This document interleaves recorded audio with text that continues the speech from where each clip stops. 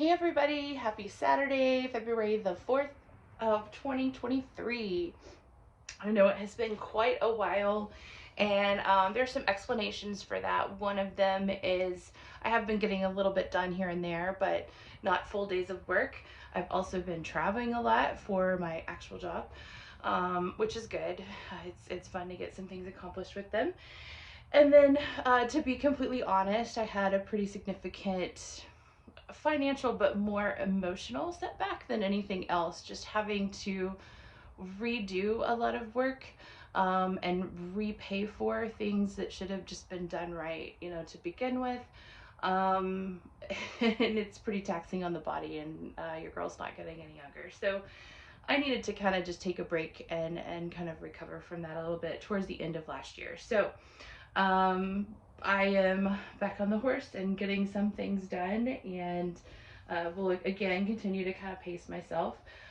So here we are with one accomplishment. This is the sink in the downstairs, we call it the long bathroom, essentially the most accessible bathroom that we can get in this particular space, given the historic perimeters and everything. You'll see we don't even have the floors completely sealed up, but we've got grab bars. And anyway, so this sink is something that theoretically you should be able to roll underneath if you need to wash your hands in that particular capacity. Before somebody actually does that and I have hot water, I need to put some protection around the plumbing and the pipes that go underneath. But the braided pipe actually the braided line is temporary anyways. So we will get kind of everything else worked out, the finishes in, and then all of that will be beautiful polished brass, except for the parts that have the plastic protection from any hot water scalding. So this sink has its own set of issues. Beautiful sink. I've had it for about 2 years, and I did a lot of collaborating with the manufacturer on it, and then it came in with this particular overflow trim, which I was very clear that I was doing polished brass, and yet they still slapped some chrome on, which wasn't even invented in the time period. So that was really disappointing. But I guess I will get over it. I will come up with a solution later. And then likewise, the faucet itself, I absolutely love this faucet. However, the installation instructions leave a lot to be desired. I have installed faucets before, so I'm not a novice when it comes to that. But this particular one of the things that they could have done better is labeling with regard to what is completely off and what is completely on, because you're having to do that blind underneath the sink. And in this particular case, I got everything assembled, and off would have been like through the wall at one point, because it's not labeled to be able to find that. So lesson learned with just fiddling around with it better. To sort that out. It is still actually a little bit tight, and I can adjust it in the future, so it's not the end of the world, but I'm going to let it loosen up just a little bit before I do all of that. So I still love it. I'm really excited.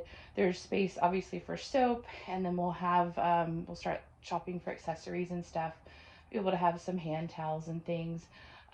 But I just like a nice clean surface, so that guests can have space to put their things down. So anyways, other setbacks and challenges. So I have been crafty enough before to be able to make this particular connection. I don't have a lot of hand strength, never have. But in all honesty, we shouldn't be over tightening things anyway, so it really hasn't been much of an issue.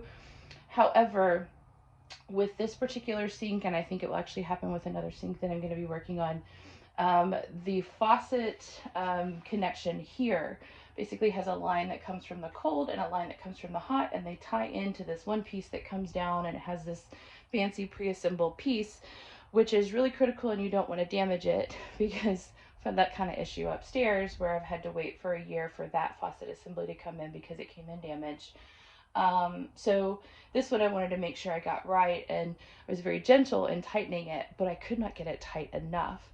And I really didn't want to pay for the expensive tool. But you know what? It's an investment for the house. So this is now the Tally House faucet wrench extender tool. It is not cheap. This one I think ran about $50. So if you can select fixtures that don't need something like this, it's probably would be my recommendation unless you're just absolutely in love with the design like I was here. I will say I justified it as, ironically, of all things, this is the name brand version. This one was made by Milwaukee. The store brand version was $20 more expensive. The only thing was that the name brand version wasn't available in my local store. So I went to Waxahachie, and if you're not from Waxahachie, that is the way we pronounce it, which is just the next big box store up. So that was a nice road trip. I had pizza. I went to the grocery store. It's some place that I would have gone anyway, so I didn't feel like I was wasting the $20 in gas driving back and forth. I enjoyed the day. However, it really took me buying this tool, and then all I had to do was just tighten a few things down, and we were good to go. Other than that, it leaked every time you turned it on, which was really disappointing to get through all of this and finally have everything connected, and then you couldn't actually wash your hands without water all over the place. Which at one point I had just like given in, and I put one of the buckets under there because I was, gosh darn it, gonna wash my hands. Anyway, so now you can wash your hands without getting the floor wet. Super exciting. And I will also say that I've made a lot of improvements to the plumbing. That's one of the things that was maybe bittersweet. It was totally my fault, so it doesn't actually hurt my heart too much. I did not drain the lines very well around Christmas, which was what I should have done. Once electrical goes in, then I can put the rest of my insulation in and close the rest of the house up. But as you guys know, we've been waiting for a couple of years on electrical, so stay tuned on that. However, if I wasn't going to have everything insulated and we had freezing temperatures, I needed to drain the house, which is what I did. But I have always not liked the way that some of the faucets are outside at the lowest point. I just feel like they don't get enough water out of the house. And that's essentially what happened. Is I had some water back up in a couple of places, and of course it shattered everything. So I was under the house doing it again. Now, positives on that note, the reason why it wasn't too upsetting is that I was able to actually get a piece count. So I have a list of how many fittings and pipes and things that you need if you ever were to replace all of the plumbing in the house. Hopefully we'll never need to do that, but I can make a stockpile of those things. So that is pretty cool and will definitely serve me well. I also did other completely unnecessary things that just make my life easier too. It was something that I had thought about in the past. I now have a ton of valves all up and down, and I'm pointing this direction because that's the direction that the main water line goes under the house, all up and down the line. So essentially what I can do is I can shut off this room and all of its water supply. I can shut off the laundry room. I can shut off the kitchen. I can shut off the other bathroom. I can shut anything on and off all I want, which allows me to drain the lines a little bit easier. It also means if I have a bust or a break or something while I'm under there, I can isolate without having to crawl back and forth. And it also means for posterity, if I ever want to shut off just part of the house in general and just live in one part of the house, I can do that as well. So this just makes my life a lot easier, and it's frankly maybe a not so pro tip.